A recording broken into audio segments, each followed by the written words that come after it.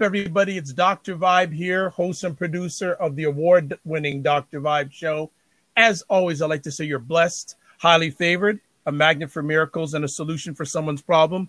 Also know that I am the 2018 award winner, Innovation Award winner by the Canadian Ethnic Media Association. We like that. It's not all about me. It's all about the guests. We're here for another epic conversation because I'm the host of Epic Conversations, and the Dr. Vibe Show is the home of Epic Conversations. And we have another new friend. Now, the funny thing is, this gentleman and I, we live in the same city. We've known about each other for years. But funny enough, last week I had his wife on the conversation for him.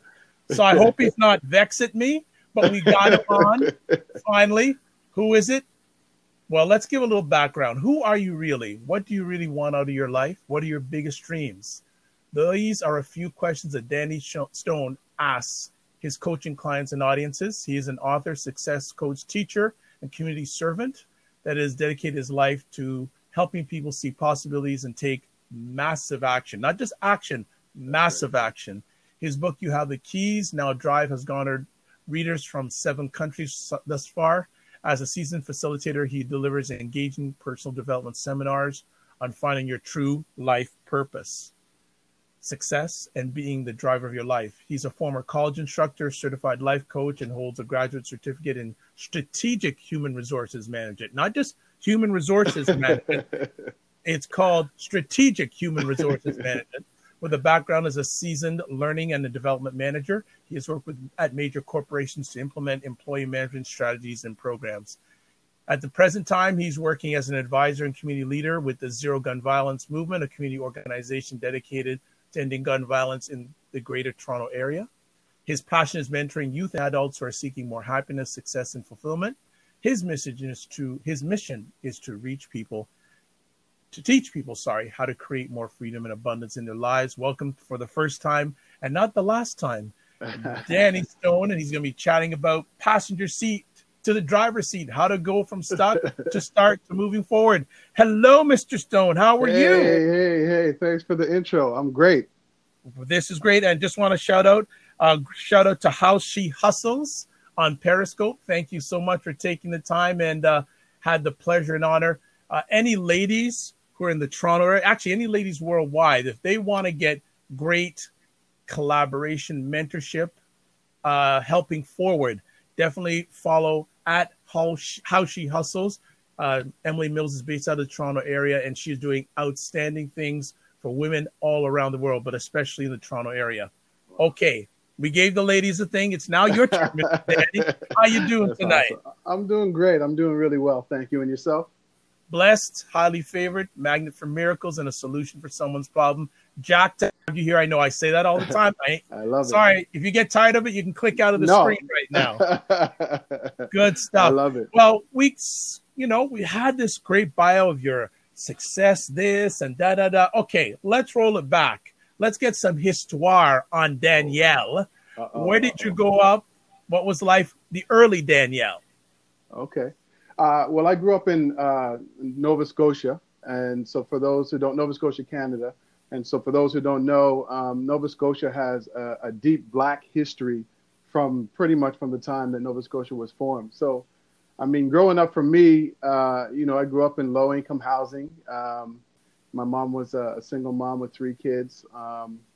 It was a struggle at times, but there was a lot of love in our family. And, just like anyone else, I had lots of challenges along the way and had to kind of figure it out.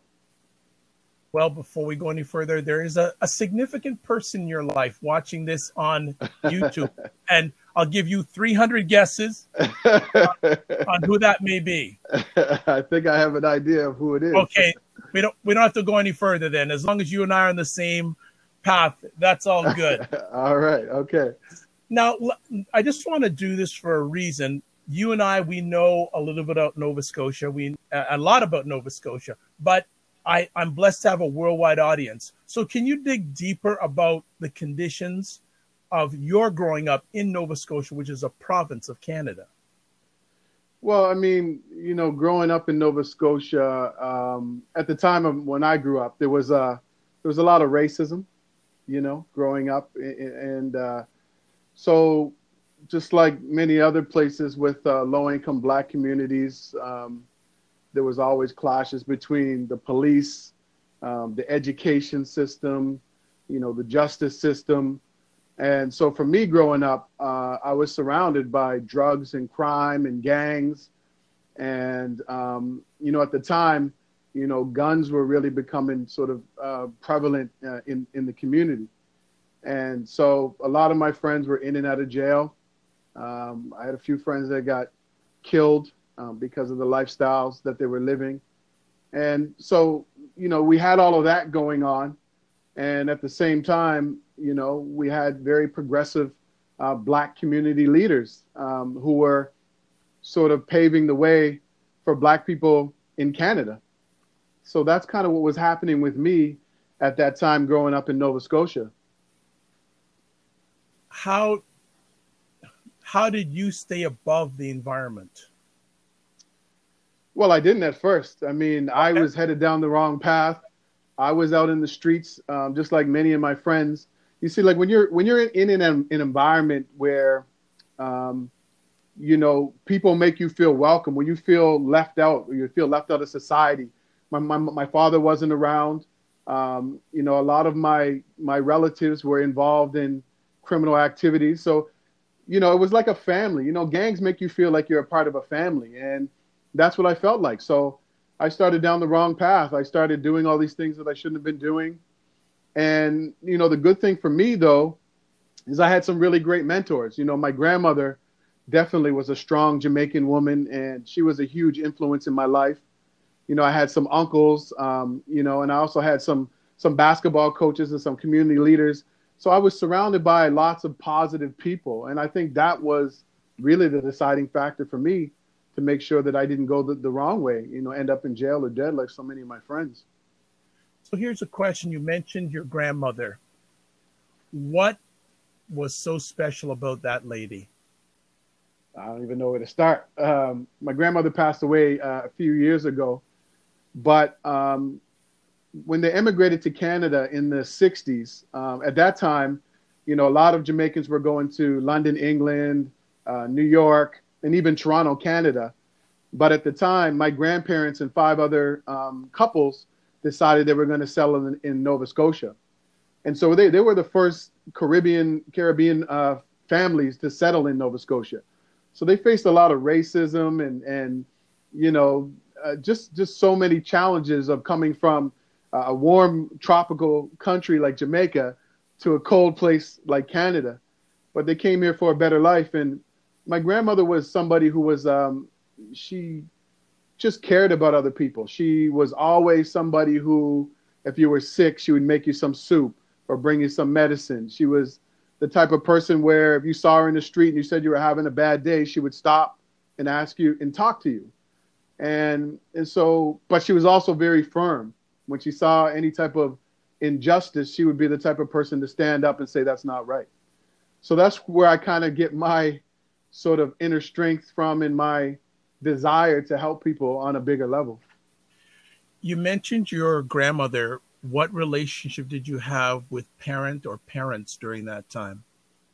Yeah, I mean, my mom was a strong influence in my life as well. She was often a single mom, but the interesting thing about my mom is, I played sports my whole life. I was playing basketball and soccer, and my mom was not only supportive of the sport. She was always at every game. She was always made sure she was there. She would always cook up food for the team. But she was also, pushing me towards academics, like make sure you get your education. And so between my mother and my grandmother, they were always pushing me forward to do better and to do more.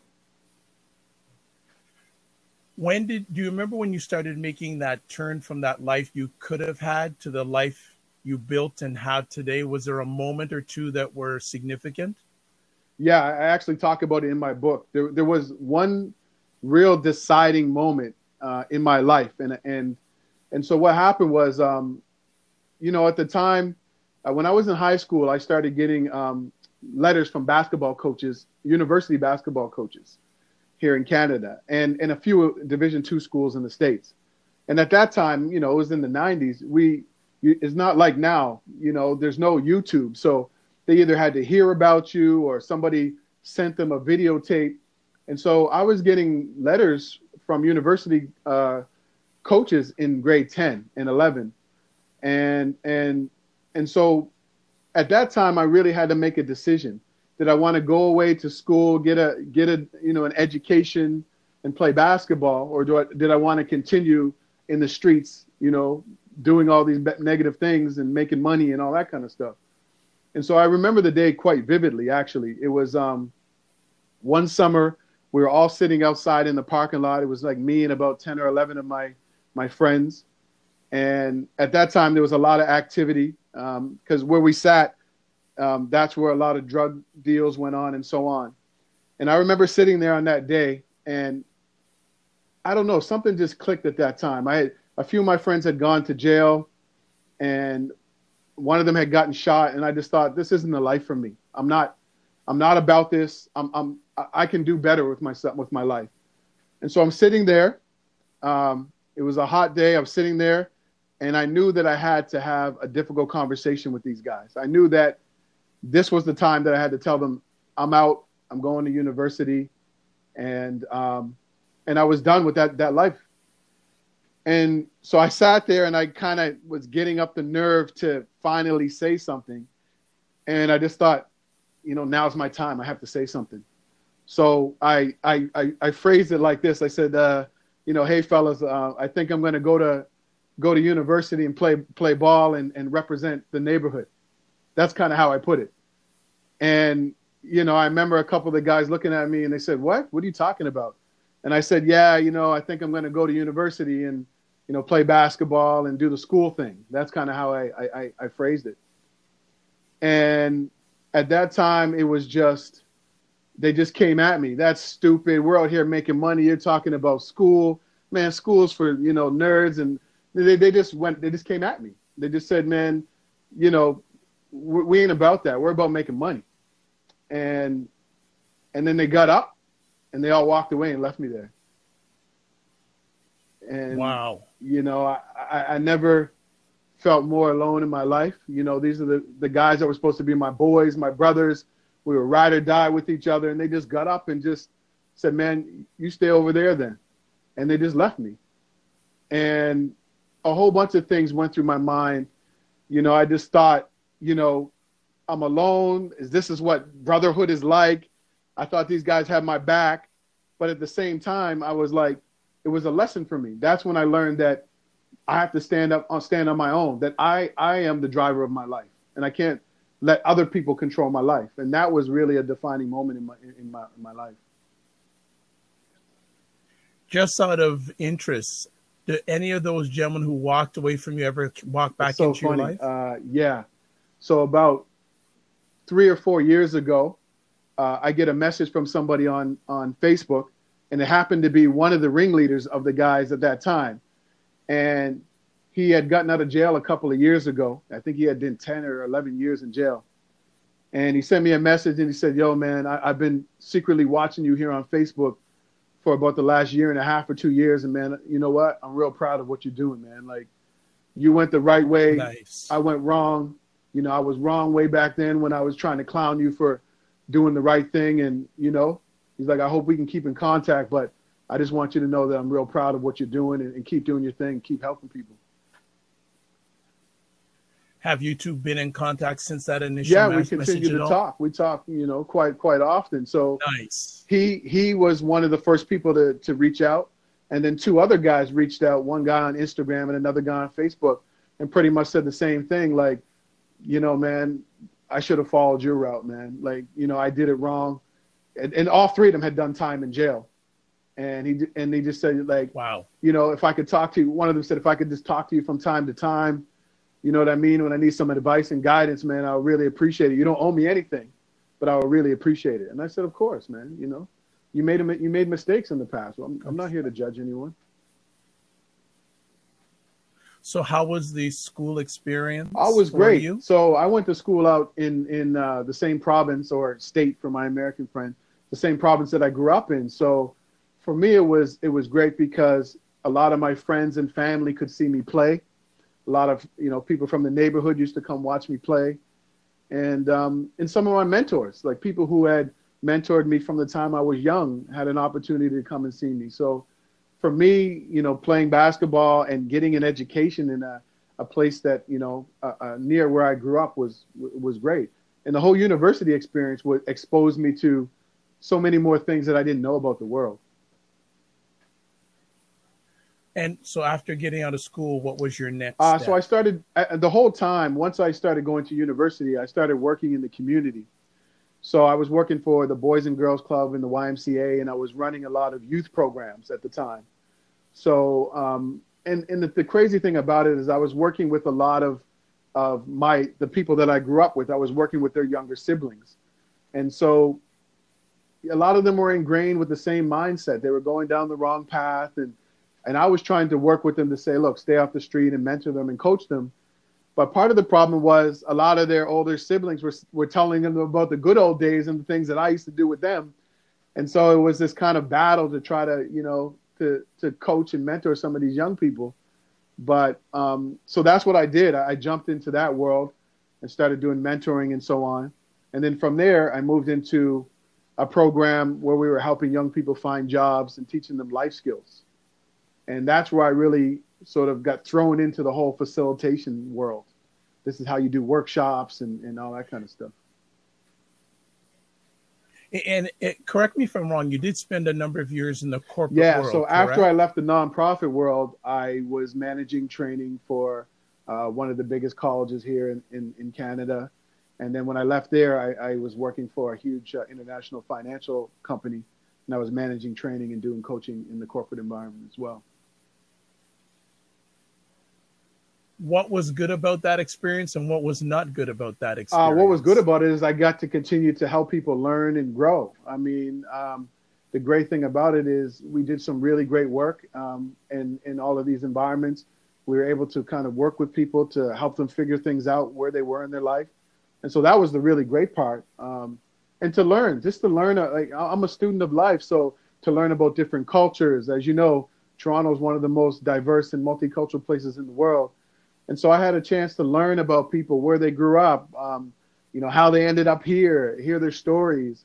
And for me, that was kind of really valuable because it kind of helped me to understand my place in the world more. So that was definitely one of the things that I loved about working in the corporate world. And I got to learn a lot about business and strategy. And I took some of those things and used them in my own life and in my own business. So those are the things that I really liked. Why and when did you decide to say, I'm done with the corporate life? Well, I call it, you don't work a 9 to 5 anymore. It's a 9 to 9, the 9 to 5 is dead. You're putting in 10 to 12 hours a day at your job. A lot of you might be able to recognize this and might be able to relate. And for me, I just saw a lot of sick leave and stress leave. And I found myself coaching more people to leave the organizations I was working for rather than stay. And so what I did was I secretly started my own business at my last job. And I set up my training company, and I would go out and land contracts. And then I would subcontract the work to my friends and the people that I trusted. And then I just knew it was time for me to go. So I started formulating my plan to turn my side hustle into my full-time job. And how long is that? I left that company about 5 years ago. Man, time is flying. Yeah, about 5 years ago I left. Yeah, it's a lot. Any any regrets? Definitely not. I always knew that I wanted to help people, but working within organizations, it was very restrictive. I couldn't help people the way that I wanted to.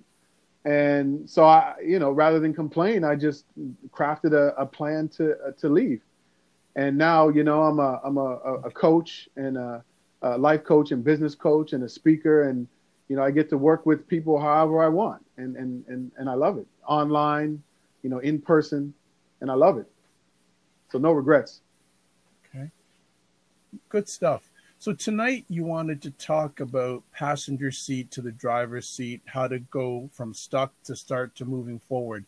Why did you want to chat about this tonight? I mean, right now, I mean, we're living in a world that's very negative. We're seeing all these negative images. You're hearing about, I don't know if it's more prevalent now or you're just hearing more about it, but there's lots of depression, anxiety, suicide, and people are just feeling stuck. They're feeling kind of like they don't know what's next. They're stuck in their job. They're in relationships that possibly they don't want to be in or that aren't meaningful.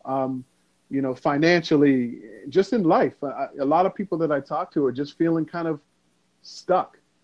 And what I call that is the passenger seat, where we're over here in the passenger seat. We're on this journey of life, and we're in the passenger seat of our life.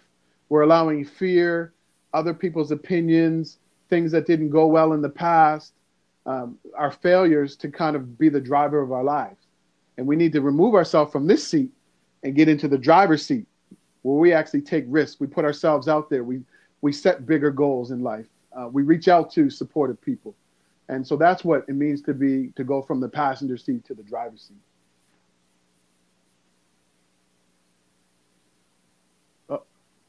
From the time you started your coaching to now, are the same things that are keeping people in the passenger seat then are the same things that are keeping them in the passenger seat now? That's a great question. Yes. There's still the same struggles that we've always had. There's always financial struggles. There's always been struggles with my career. There's always been a struggle with, trying to find your real purpose in life. There's always been a struggle with relationships. Am I in the right relationship? This person isn't treating me right. So your identity, like who you are in this world. So that it's always existed. So, from 15 plus years ago, when I first started out career coaching to now, I still see the same challenges and struggles. Are they more prevalent and more deeper now than they were when you started? It's a tough question. To me, it's I think there's more attention and more, with things like the Me Too movement, and there being, we have Bell Canada, Let's Talk, where we're talking about mental health challenges. I just find that people are talking about these things more. So it's difficult to say, they've always existed, but we just never knew to what magnitude years ago. But now there's more open communication and conversations about all of these things. So is the conversation leading some people to come to you more than a few years ago? I think that I'm a very resourceful person, and I like to connect people, much like yourself. I like to connect people. I'm a problem solver. So, whether it's through social media or, I'm out there doing a lot of work with young people or whatever, I just hear it all the time. So, yeah, people do come to me in different places and different settings. And they're just sort of talking about everything that's going on and looking for some type of answers or guidance in terms of how can I move forward. And to know that it's okay. Like a lot of people don't have somebody that they feel confident talking to about their challenges because they feel that they're alone, or they feel that they might get laughed at, or they feel that they might get talked down to. So, I'm just one of those people who's just there. Okay. Give us some demographics of your clients if you're able to. What is, like, how wide of a demographic of client do you have? Client base? It varies. Like I'm doing a lot of youth work right now. So I'm going and speaking with youth. I just did a talk about a bunch of young entrepreneurs. I'm doing some work at a men's homeless shelter. I'm doing some corporate events. So the clients are everybody from, young people, teens or preteens, all the way up to, 50s and 60s. So it varies. Okay. So let's look at each one of those groups that you just shared with us. So what are some of the things that are keeping young people in the passenger seat? I think some of them feel held back by the communities that they live in. There's really a lack of hope when when you're young and you see violence in your neighborhood, and that just becomes a daily thing, or you personally know somebody that has lost their life to some type of gun violence. It's kind of hard for you to kind of figure your way out through that. A lot of young people come from single parent homes. Their fathers may not be there, or their mothers are working, 2 or 3 jobs, and they're kind of just sort of left to try to figure life out. And, I often describe it sometimes as most of us have, a devil on one shoulder and an angel on the other shoulder, and we get these inner conflicts and conversations going on when it comes to trying to make decisions. But some of them have 2 devils, and then they go to their friends, and their friends just give them even worse advice. So it's a real struggle for them to kind of figure out, like, how do I move forward? I have no hope, because there's so many, negative and bad things that are happening in my neighborhood to people that I know. And so that's what I'm hearing. Okay. And then look at I'll leave the men for the last, but what are the passenger seats for the people in the corporate world that you're hearing about and hearing them share with you? Well, I think with the corporate world, a lot of people are just feeling sort of undervalued, overwhelmed, and overworked in their jobs. If you look at, like I said, a 9-to-5 job, most people have given their employer an extra 2 to 3 hours a day, right? So you're putting in all this time at a job that you really don't even really want to be at. In the meantime, you're trying to figure out, well, what am I really supposed to be doing, or what's my real passion or my purpose? And you kind of just rule that out because you don't think it's a possibility. So you kind of feel stuck. And then you go to social media and you see all these cool people who are like, entrepreneurs or people who are doing their dream job. And you think that, man, what's wrong with me? And so there's all this inner conflict going on. I have to work to provide for my family. I feel trapped in this job. I'm overworked. I'm stressed. You're seeing high levels of sick leave and stress leave from work these days. So people are kind of like, well, they're super anxious about, like, I know people that are physically ill when they wake up in the morning knowing that they have to go to this job. And so they just feel stuck and they don't know how to move forward. Okay. And then the final group, I think, is a very interesting group. How did you get to start doing work with men in homeless shelters or in shelters? I do a lot of volunteer work with a group here in Toronto. You're familiar with them, Zero Gun Violence Movement. And Zero Gun Violence Movement is really a collaboration of over 50 organizations that work to try to end gun violence here in the Greater Toronto area. So through mentorship programs, through working with government agencies, universities, we're out there working with various groups to just do our part to try to help people who've been incarcerated, who are now trying to be reintegrated back into society. And so we were approached by a shelter here, and they asked if we could come in and do some work with some men in the homeless shelter. And these men, they had up to a year. They were allowed to stay at the shelter for up to a year. And they were men who were just trying to get back on their feet and trying to figure things out. Some of them had been incarcerated. Some of them faced other types of challenges. And so we got called in and asked if we could just do something with these men. 3 totally different groups. Do you think, but now here's the interesting conversation. Are there any similarities between those 3 groups? Yeah, I think there's some similarities. There's a place where people are really just trying to figure out, like, who am I? In a lot of cases, they don't have very supportive people around them. When you look at some of the people in the corporate world, they might want to try a side hustle or switch careers, but maybe their partner isn't supportive, or their children or relatives. So the young people are the same thing. They're trying to look for support or guidance from maybe a family member, and they're not getting it. And so you're seeing this lack of a support system. You're seeing the lack of mentorship and guidance for a lot of those groups, and a real sort of a lack of sort of knowing who you are and identity, like, who am I, and confidence. That's what I kind of see with all those groups. Well, you put out some things here that you're seeing lack of.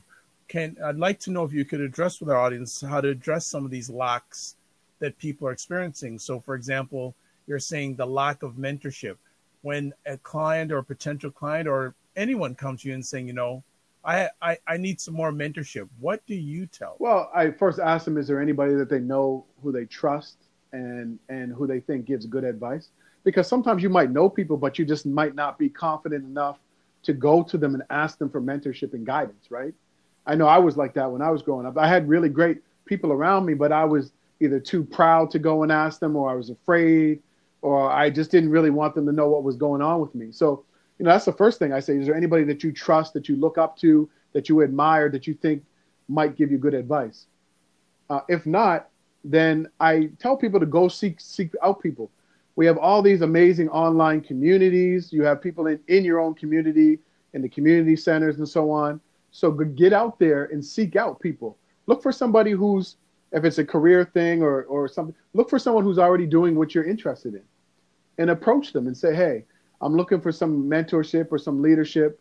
And I was wondering if you wouldn't mind mentoring me. So, those are two places that I kind of tell people to start. Start with your immediate circle.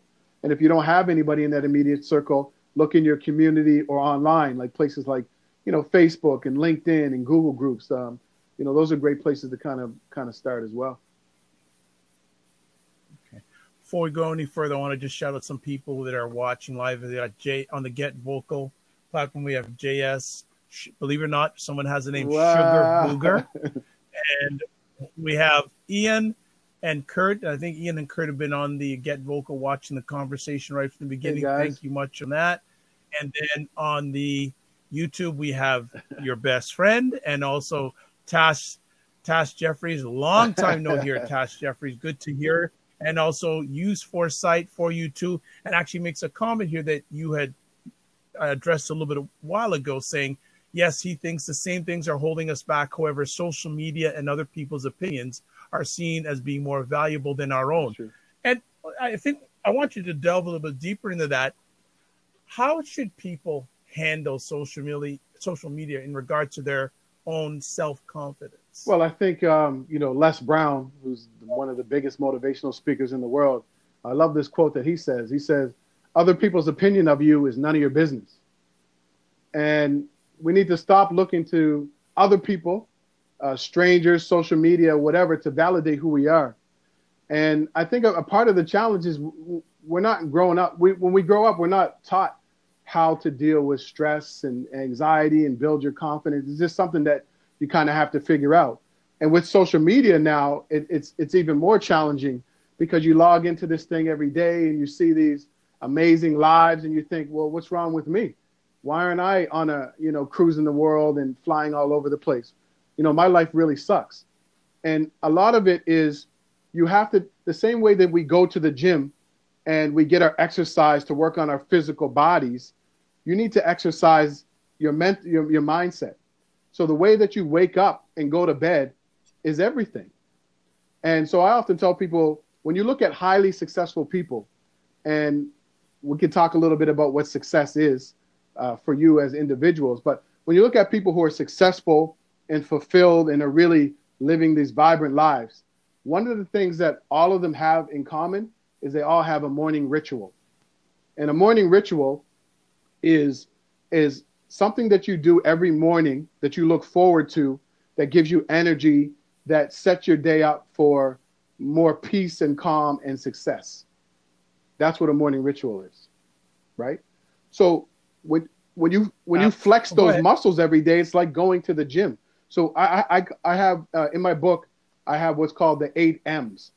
And there's 3 that I recommend that everybody does as soon as you wake up in the morning, because it's going to help you deal with anxiety, stress, create more clarity in your life, and build more confidence. Fantastic. Just want to shout out here. Tash Jeffrey saying, thanks for the shout out. Love this dialogue and hearing Danny's story. She says also, self-confidence and social media are so connected for most people. Love that message about not looking to others for validation. Yeah, I agree. I think, I often talk to people about the way we wake up, right? I say the 3 M's: meaning, meditation, and mantra. Meaning, meditation, and mantra. So as soon as you wake up, you think of 3, 5, 10 things that you're grateful for. That's the meaning. And you can journal them if you like. You can write them down every morning. Meditation. So a lot of people think about meditation as being this, 20 or 30-minute chanting session where you have to sit calmly and there's this whole practice. You can just sit quietly for 2 to 3 to 5 minutes. Just clear your mind, see what comes. Think about your intentions for the day. It can just be that, it can be that quick. So you can have this quick little meditation where you set your intentions for the day. You start to build your confidence. You think about releasing things that you need to release. And then the last M is mantra, or your affirmation. You are what you say you are. And I've talked to some of my friends about this and some of my coaching clients. Like, it's interesting how we believe the negative things that we say about ourselves. I'm not this. I'm not good enough for that. I'm terrible at this. I'm not a great parent. I'm not a good partner. So we believe that, and then that starts to become our reality.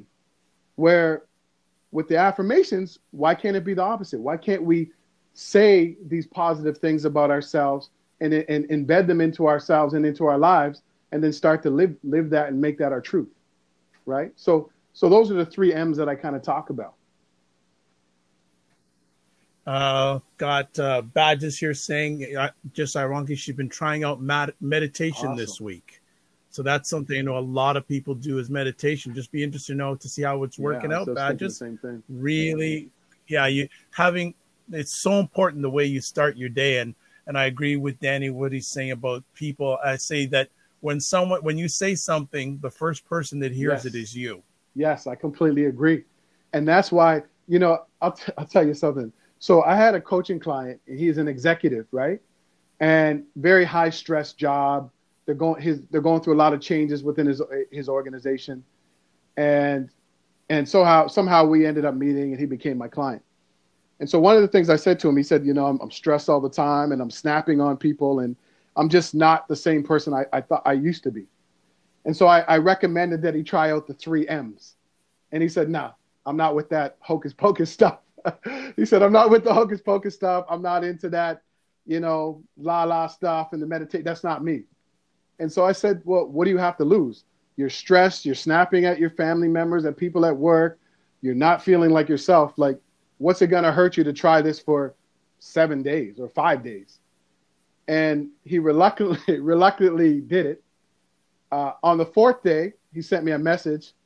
He's like, this stuff kind of works. I kind of see where you're going with this. I think it was day 7 or 8. He's like, I already see a difference in myself. My stress levels are down. I'm talking to my kids differently. I'm starting to get back to who I was in 7 or 8 days. Right? Nice. Just want to update here on the Get Vocal side. Badge is saying, I found that meditation helps me wind down my day, chills out my constant busy brain, and she's been sleeping better. And I'm not here to plug any product, but if anyone's into meditation, want to try it, there's a great online app for free called Calm. Yeah. If you want to check out, that's a great, and there's a few others, but Calm is a really good online app via the iOS or the Google Play Store.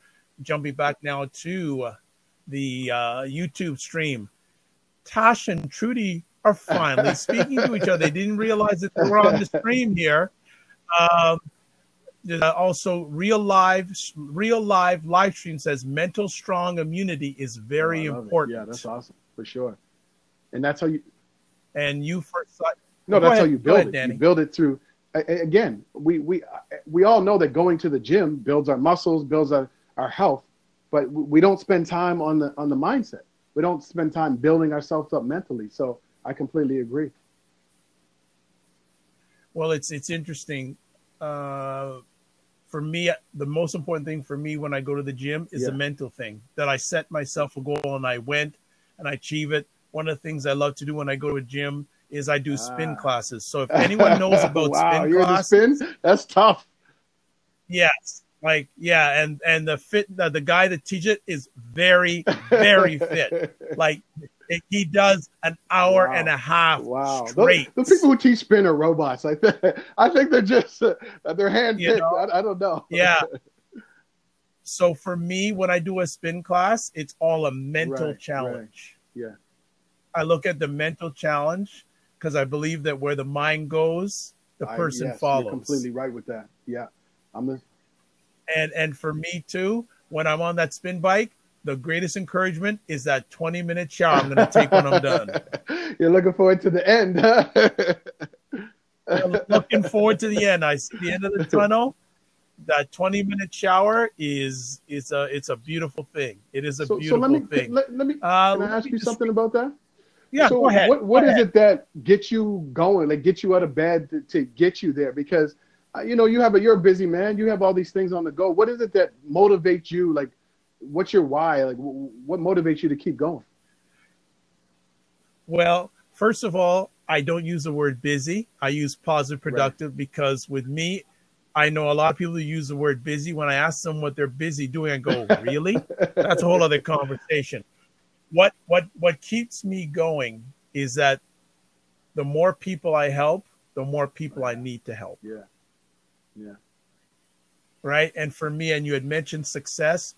For me, in success, there's 3 S's: selfless, sacrifice, and selflessness. Yes, so service, selflessness, and sacrifice. That to me is what success is. And I know that, as I said in the front end, as I say, you're blessed and highly favored, a magnet for miracles, and a solution for someone's problem. So I know that every day when I get out of bed, that I'm a solution to someone's problem, not only my own, but also someone else's. And I think that's amazing. And it's funny that you talk about when you get out of bed, because, I know a lot of people that'll hit snooze 15 times, and when I ask them, like, why do you sleep in so much? Like, why are you constantly hitting snooze?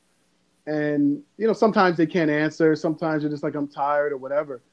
And I say, well, or sometimes, they're often the same people that don't look forward to going to their jobs. And so I ask people, like, what do you look forward to every day? Like, is there something that you look forward to waking up? Is it your kids? Is it helping somebody? Is it, learning something new? What is the thing that why do you wake up every day? And I think when we're kind of caught in this struggle of trying to figure out life and certain things aren't working out, it's very difficult for us to see, these really beautiful and amazing blessings that we have in our lives. And so, that's one of the things that we should think about. Like, why do I wake up every day, and what are my intentions for the day? Okay, so the Trudy and Tasha are on fire here. Trudy saying, or Ms. Stone is saying, yes, meditation is good for stopping racing thoughts. And she also says exercise also increases mental focus. Tasha's saying spin, or the new Peloton, I think they call it. Yeah, I want to try that. You know what? It's not bad. Actually, I'm so committed to spinning. I have a spin bike downstairs. Oh, okay, you're serious. I didn't know you were that serious. Yeah, I invested so I can do it right from home. Tasha's saying magnet for miracles, my new saying. And Tasha's also saying the power of why is a question that's not used enough. We always got to go back to our why. Your why. Your whys have to be bigger than your excuses. We all know that. Yeah, and if you have your whys, the hows become easier. That's right. Yeah, that's good. Very, very, very, very much so. And I just want to shout out to J-Mog. Want to shout out to JS is saying, I'm a big believer in service. That is huge. Yes. The biggest leaders are the biggest servers. That's true. That's what else are we here for? But to serve. Right. And I want to shout out to Sybil. Thanks, Sybil, for catching this conversation. You missed last night, so I'm glad you're in here now. If anyone is in the Get Vocal platform, if you have any questions, comments, you can certainly type them in, or you can take a seat and ask them to Danny directly. With Danny, you had mentioned the lack of knowing yourself. You notice a lot of people that not really knowing themselves. Can you address that for us, please? Well, I think what happens, again, we wear all of these hats. So, one question I like to ask people is, who are you really? Like, who are you at your core? Not removing all the titles, the parenting title, the husband, the wife, the boyfriend, the girlfriend, the employee. Like, who are you at your core? What are you about? What are your values? What are your beliefs? What are you here to do? And it's a difficult question to answer because of all the things that everybody's mentioning here. We play all these roles in our lives. We have social media that is constantly telling us that we're not good enough. You have a lot of negative chatter going on internally because of, maybe things that have happened in the past or failures. You have other people around you who are chatting at you, giving you, not supporting you. So it's kind of almost easy to get lost and try to in the shuffle to try to figure out like who you are really. It's not something that we just stop and think about. We just continue on with our day. And when you and so what happens is you get caught up doing all these other things. You get lost. You see some people doing things and you think, why isn't this happening for me? And then you start to kind of sometimes get into these depressive states and that's what happens to some people. And you kind of spiral out of control. It's like, how do I get back on track? And you can't figure it out. It's challenging when you see people that are stuck like that. One of the questions I will ask someone is, if you couldn't fail, what would you do? Yeah, that's a good question. And when you ask people that, what do they like? What's the reaction initially before they even answer? Well, I'd say 75% of the people have never been asked that before. So I tell them, I say, okay, when you have an answer, come back to me. Well, that's incredible that 75% have never been asked that question, but it's also good that you leave room for them to think about it. Yes, absolutely. There was two ladies were, I guess, interviewing me about some things yesterday. So I said, you know what? I always want to make sure that they leave better than when they came in. And they spent 20 minutes asking them questions, and I spent about 35, 40 minutes feeding them. And that's what it's all about. I think the thing that we're seeing is that people don't feel valued and they don't feel valuable. And we all have the ability to help. We all have the ability to serve others. How you walk through life is you don't know how we're impacting people every day when we interact with them. You have an opportunity to make somebody's day better or worse based on your interaction with them. And so when a lot of people think about helping people, we always think it has to be this big grandiose thing. I have to be on a stage or I have to have this big product or service, where we all interact with people every day. And how you interact with them, you don't know. You don't know what people are going through. You could say something that they absolutely need to hear that day. Okay, so before we can, Tasha's saying here, I'm on the AST zone and fading. Going to keep hearing the words and awesome tools and tips from this show as I drift off to sleep. Thanks for signing in, Tash. No problem. No problem, Tash. And I've invited Miss Tash, Lady Tash, to come on the Dr. Vibe show. Yeah. We'll see. I put that challenge out to her. Great. So that is all good. JS is saying, the people who talk the biggest on social media are the ones who are the slowest when it comes to reaching for the check at dinner. That's funny. I like that. I gotta test that theory. That is hilarious. That's funny. And in some lights, very true. But that's a whole other conversation. Wow. With your coaching, how has your coaching helped you? Oh, man, in so many ways. I mean, when you're working with people, and it's not even like when I'm working with clients, we're working together to try to figure this out, to create more clarity in their lives, to really focus on what they want, who they are, and sort of take massive action and make it happen. But always along the journey, I'm learning a lot about who I am and my shortcomings, where I need to work on myself, the things that I need to do to be better for myself and my family and the people that I'm trying to serve. So for me, it's a constant education where I'm learning about myself, I'm learning about other people, I'm learning about where I am in the world, and learning about the differences and similarities amongst people too. And so that's what I love. That's what I love about coaching, constantly learning and growing. Excellent. Your percentage of clients, male versus female? I would say that it's about maybe 60 female to 40 males, 60-40 split. Okay, so this is another conversation piece here. Are the same things, what is your women clientele stuck? male clientele, same things or different? Well, some of the same things. Some of them are the same things. I mean, when it comes to careers and so on, and trying to figure out what the next move is, yeah. But yeah, I think with a lot of the women, it's especially if they're parents, it's trying to figure out that playing that role as a parent, managing their jobs, feeling like they're giving enough to their partner if they're in a relationship. And so, women are nurturers, so they want to make sure that they're giving everybody everything that they need, but they're not really taking enough time for themselves. And so that's what I see with my women, with my female clients. And with men, it's kind of like wanting to be more vulnerable and to ask for help, but still can't really bring themselves to kind of open up to admit that there might be some blockers going on there. I mean, yeah, that's what I'm kind of uncovering with the two. Okay. Badger says, amen. I relate to that. Big time. So how much pressure has society put on us that now some people are at their wits' ends? And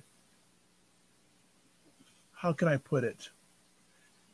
How can I put this? All right. So what do you feel are some things with the audience that's here, some general things you can say to them?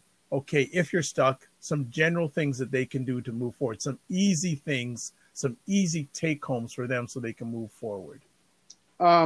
Spend some time with yourself. So the morning ritual, Okay, in fact, I just want to, I had forgotten about that, so I want to come back to it. Thanks for dropping that knowledge bomb. In regards to that, some people will have the challenge that investing myself, I don't want to be selfish, and there's a fine line between being selfish and investing in yourself. Yeah, I mean, spending time and to figure out who you are and what you want isn't selfish. It's selfless, because the more that you understand who you are and what you want, the better that you are for your family and your friends and to be of service. So the more clear you are and more confident you are about who you are and what you want, that becomes contagious. You'll start to see other people. Only two things happen when you decide that, I'm going to work on me and I'm going to try to move my life forward. Only two things happen to the people around you. One, they hate on you because you're moving forward and they're not brave enough to do it. So they want to tell you all the reasons it's not going to work for you. Or two, they elevate their game. They step up and they start looking at themselves and they start doing some of the things that you're doing. So by you doing that, it's actually a selfless act by spending time, giving yourself the rest, the relaxation, the reflection that you need. You're actually doing not only yourself of service, but being of service to other people, the people that you love and care about. But you can understand that's hard for some people. I mean, it was hard. It's hard. It was very hard for me. I was the type of person that was always on the go, always trying to help people, and found myself getting burnt out. And I was lost. I'm out there trying to help people, and I felt lost. And I'm like, how can I, be giving people information when I'm not even doing the same things? I'm not taking time to really understand who I am or what I want, or sort of, looking at where I need to improve myself. And so once I started doing that, it was like, yeah, I felt lighter. I felt more confident about who I was. And then I was able to not get sidetracked with what other people wanted me to do or other people's opinions of me. Anybody who knows me knows that they can't talk me out of something that I'm trying to do, right? Either you're along for the ride or you can stay at this stop because I'm going. And I think that's what we need. There's just something about really taking time to understand who you are. When you're more confident and clear about what you want, people treat you differently. I see it. People treat you differently. It's interesting. I was having a conversation with someone today, and one of the things they were asking me for some information about some things, and all of a sudden they said, "You know what? You're very passionate." And I said, "Well, thank you. If you can just tell that from not even seeing me visually, but just hearing it in my voice, I think that's very important. And it's important for people to, what are you passionate about?" And I always say to people, do you have a dream? And it's very interesting how many people do not have a dream anymore. People don't have dreams. And that's part of the problem. Hope is gone. Dreams are gone. You know, I mean, that's something that's common with everybody who's kind of stuck. They've just given up hope and they don't have dreams. You know, a lot of the young people I deal with, they live day to day. They can't even think about what next week. They're only thinking about right now because their dreams have been, you know, shattered by what they see every day or what they, you know, or what they're not getting from the people that are supposed to be looking out for them. So I completely agree. I agree with you, you know. Absolutely. Any other things that, like some easy take homes for people in regards to getting from stuck to moving forward? You said it, get moving. You know, Tony Robbins talks about movement, how movement changes your physical movement changes your psychology, and just moving around and getting out, whether it's going for a walk or doing an at-home exercise or getting to the gym. Like you said, it's not just a physical thing. It works your mindset and your mental as well. So just get moving, and you'll start to notice that you're starting to change mentally, you know, just from the movement and moving around. So I completely agree with what you said. Isn't it true that sometimes people don't congratulate themselves enough? Yeah, and you know, that's one of the things I talk about. You know, the book, You Have the Keys Now Drive. One of the things I talk about in the book is celebrating your successes along the way. And when you have these big goals, whether it's a year or 2 years away, that's a long time to wait to celebrate. You know, it's like someone who's in university. You just started university, you might be in a 4-year degree. You're going to wait for 4 years until you celebrate? That's a long time, right? So I tell people celebrate along the way. So you break that bigger goal or your bigger dream up into smaller chunks.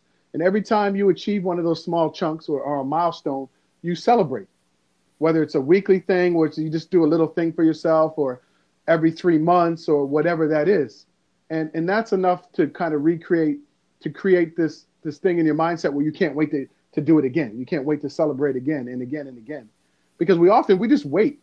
And then you know, how often do you see people who worked really, really hard to get something? They go and, you know, they kind of half celebrate. You know, you graduate from university, you go out to dinner, and that's it. But you just worked 4 years for this thing, right? Celebrate. You know, let yourself know that you're deserving and rewarding of this experience, so that you want to create it again. It's interesting here in the Get Vocal chat room. I want JS to expand on this quickly if he can. He's saying, I think a lot of people are celebrating too much. Yeah, I guess you can definitely have the opposite of that. People who are just out there constantly trying to live this life that it's more for other people, that they want other people to see. I'm literally in the dark here, guys. I guess there we go. There's JS. How you doing, JS? And I don't want to take any of the spotlight, but that's good. I have a tendency to think a little differently than many people do, as a contrarian. So I look at a lot of popular opinion and I say, well, if all these people out there that are spreading words of wisdom were doing such a really great job, I don't know why we're such a miserable country and why people are unhappy. Yeah. So instead of having a mentality that says, I should be doing the thing that I love, I say, why not expend a little energy trying to love that which you are doing?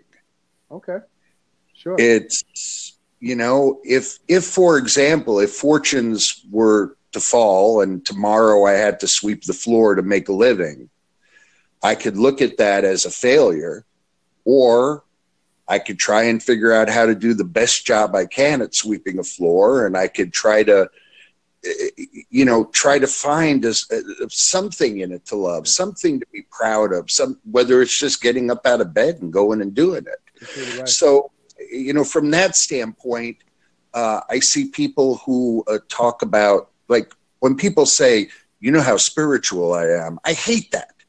Spiritual people don't say they're spiritual. Charitable people don't take vows for being charitable. Giving people don't talk about being giving. And so the celebration for me really is when I go through the day, I'm kind of like celebrating all the, all the good things that are just, that happen, that just, and I take faith in the universe. The universe is infinitely abundant. And it's up to me to realize that there is this abundance out there and figure out what I need to take, and how I'm best going to do that. But, the truth of the matter is, when I didn't have money, I thought, wow, I really wish I could afford to eat a lobster. I really wish I could afford to eat a steak and all that kind of stuff. And now that I can afford lobster and steak, more often than not, I actually prefer hot dogs and hamburgers. So, No, JS, you're completely right. So these people online, it's all posturing. It's so much BS. And you read this all the time. I'm telling you, I was at an event not that long ago, and the first night they had an open bar. Everybody got shit-faced. Pardon my French. But the next night, you had to pay for your drinks. And I watched those same people sitting there nursing a domestic beer. Right. Because they barely had enough money to make it to the event. That's right. You know what? Not that there's anything wrong with that, but don't posture. Don't lie about who you are and where you are in life, because the truer you are about who you are and what you don't know, the more you're going to benefit, you're going to learn. I go through life trying to learn every day. That's why I listen to people like you, and I listen to everybody, quite frankly. JS, man, thanks for that. That was a really great comment. And I heard two things in what you were saying about gratitude, being grateful regardless of where you are. So if you did lose your job and you said you had to sweep floors, it's being grateful that I have a job and I'm able to make these floors clean for all the people that walk through here. Danny, every day I get up and I read the obituary and my name is not in it, I know it's going to be a good day. I love that. Amen. Receive that. I love that. Receive that. Anything else you want to add, JS? No, my wife is saying we should probably call PG&E again. Yeah, your power's out. Yeah, it's been a few hours. And you're still on. What kind of system is, man? I need the kind of backup system you have, brother. I've got all kinds of external batteries and things like that. We got a fireplace going there. Wow. See? I like this. This guy's very resourceful. I like this guy. There you go. Gratitude. But I sit in front of the fire and stare at it for about a half an hour. So, but I don't like terms like meditate and things like that. I think stuff like that puts people off. In fact, I have a talk that I'm trying to give as a TEDx talk. I'm hoping I get to do it, but it's why I think the word passion is the worst word that anybody could use. Okay. Okay. But for Vibe, I'll come back and talk with you about that another day. I am ready. You can come on anytime, my friend. I appreciate it. I'm very thanks again. Thanks for making an epic conversation. I hope the lights come on soon. Hold the book up again. Take care. All right, man. Take care. What's it called? The book is. There it is. And also, sorry, JS, I clicked out early, but I put the link to the book in the chat section on the Get Vocal platform. And I've also put the link to Danny's book on, I got to do it right now on YouTube. Yeah. So before we let Danny go, I'm just going to book site. Just make sure I put that in there. Yes. So those who are watching live right now on YouTube or Get Vocal, the Danny's book site is in the comments section on the side. And let me just see. I thought just saw one more comment come in. Okay, U4Sight for you too on YouTube says exactly, if I see you have the same problems and adversities as I do, it is even more reason for me to keep moving, and you keep trying. If you can do it, I can do it. That's it. And we're all that to somebody else. All of us are one step, 10 steps ahead of people who might be struggling with something that you've been through. So that's why, it matters how you are in this world, right? Excellent. Well, this has been another epic conversation. Hey, Gabe, I know you jumped in late, but thanks for stopping by. Danny, if people want to get in contact with you, how can they do that? At I am Danny Stone everywhere on all social media platforms, Twitter, Facebook, Instagram. My website is at I am Danny Stone, so you can definitely send me a message there as well.